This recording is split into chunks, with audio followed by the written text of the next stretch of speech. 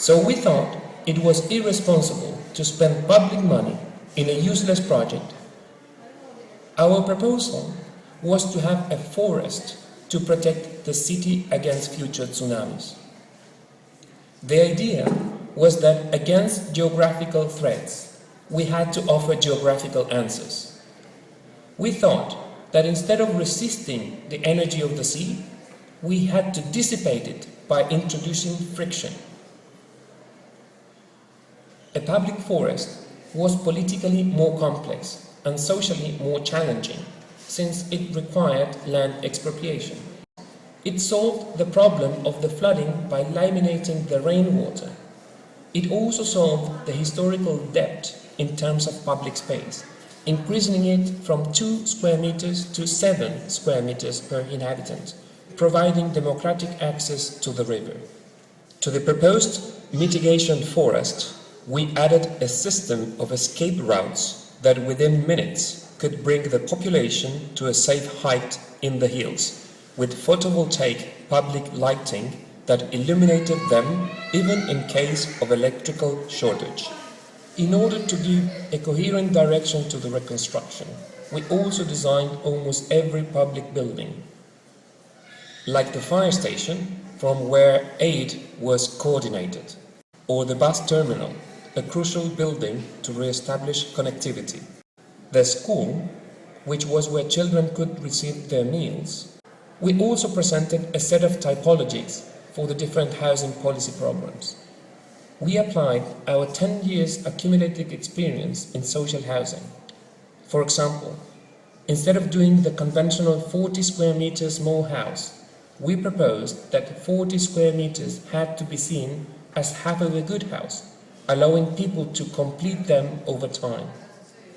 This way, emergency shelter panels could be included in the units, allowing people to achieve a middle income standard rather quickly and at a low cost. Together with Arauco, a new typology with a wood technology never used in the country before was developed, allowing us to build fast, affordable, and with an extraordinary seismic performance. The cultural center for the community to meet and rebuild their social network. The municipal theatre, where all sorts of public events could be hosted to work as acts of collective healing. The wood cluster, a key element in the economic recovery of the city. Finally, we also reshaped many of the public spaces of the city, from the main square to the network of escape routes to the tourist promenade along the Pacific Ocean. Given the scale of the operation, the scarcity of resources and mainly the lack of time, on day 70, we asked the community to define the priority of problems to be addressed. In an exemplary civic act, 5,000 people went to the voting chambers and determined the buildings that had to be rebuilt first.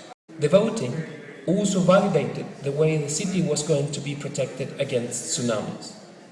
94% of the population was in favor of the expropriations to create a mitigation forest.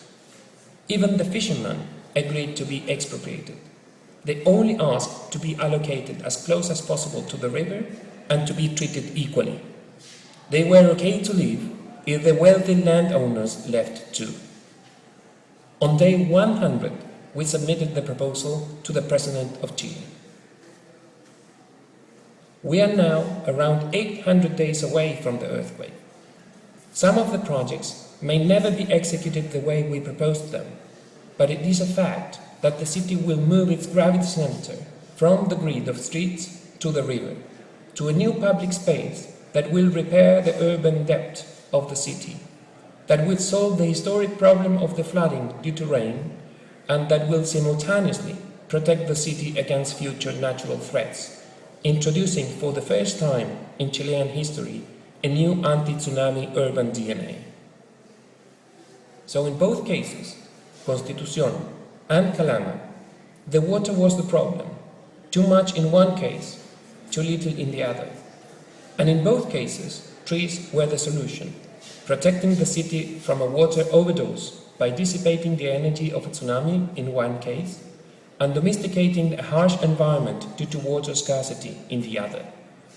In both cases, we used city design as a force able to attract people, knowledge and development, trying to capitalize cities as powerful vehicles to create wealth.